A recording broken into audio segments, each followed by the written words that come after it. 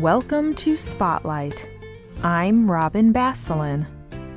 And I'm Ryan Geertsma. Spotlight uses a special English method of broadcasting. It is easier for people to understand no matter where in the world they live.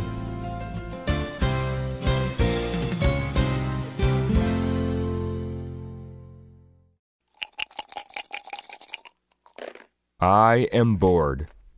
I am no longer interested in this game. I am bored.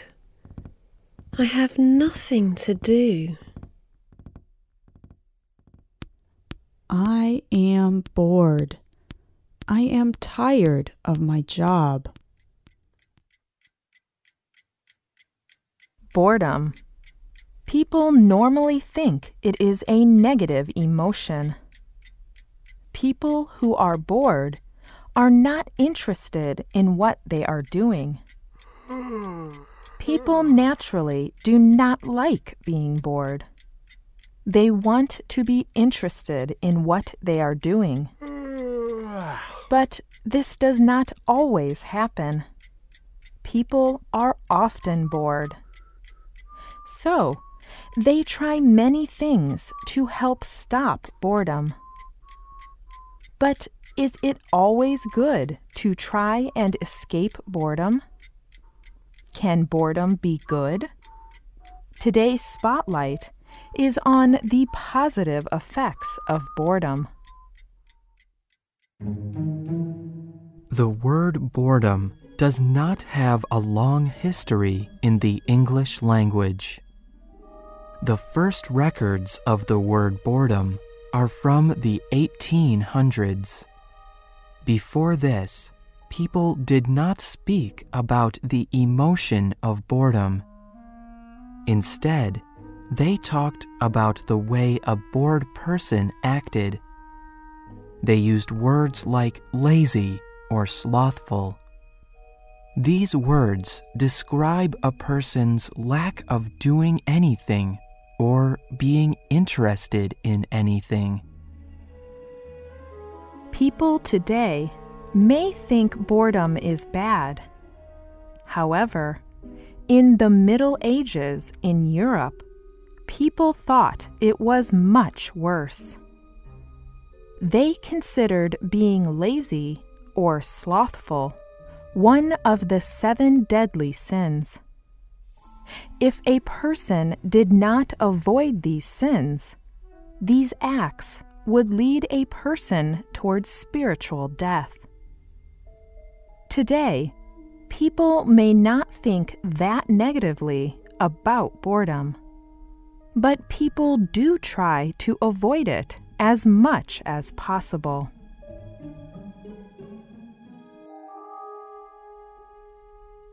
One major way people try to escape boredom is through entertaining forms of technology. When bored, many people will watch television or listen to the radio. Some people will text message friends or watch videos on the internet. And other people will play computer or mobile phone games. There are so many ways to escape boredom through technology. However, Peter Bregman is not sure escaping boredom is the answer. On his blog, he wrote about how a loss of boredom affected him. He had bought a new computer, an iPad. The iPad could do many things. And these things filled Peter's day. So, he decided not to keep it. He wrote, "It is too good. It is too easy. For the most part, it does everything I could want, which I now recognize is a problem." A problem? How could something being too good be a problem? Peter explained that using the iPad filled all of his time. He was always working and playing on it, and he was never bored. Peter said, "Being bored is a valuable thing. It is an emotion we should seek. Once we are bored, our minds begin to think freely. Our minds look for something exciting and interesting to think about, and that is when we become creative. My best ideas come to me when I am bored." Peter Bregman is not alone in his opinion about boredom. In fact, many mental health experts agree that being bored has positive effects. Dr. Edward Hallowell is a mental health doctor and the writer of a book called Crazy Busy. He told Caroline Johnson of the Boston Globe newspaper, "If you think of boredom as the thing which comes before creativity, then it is a good thing.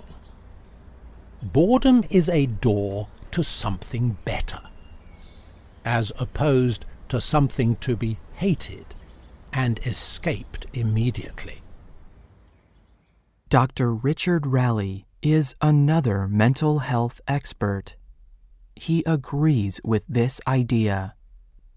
He is a teacher at Edge Hill University in England who studies the emotion of boredom. Dr. Raleigh told the Boston Globe, "The most creative people are known to be able to experience long periods of unsureness and boredom." Dr. Raleigh encourages parents to let their children be bored. Children naturally react to boredom with creativity. Children can spend many hours playing games that they create. They play with the simplest of resources: an empty box, some rocks, or even a long stick. But what happens to adults?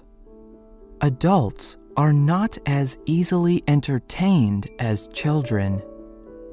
It is natural for people to lose interest in something after doing it for a long period of time.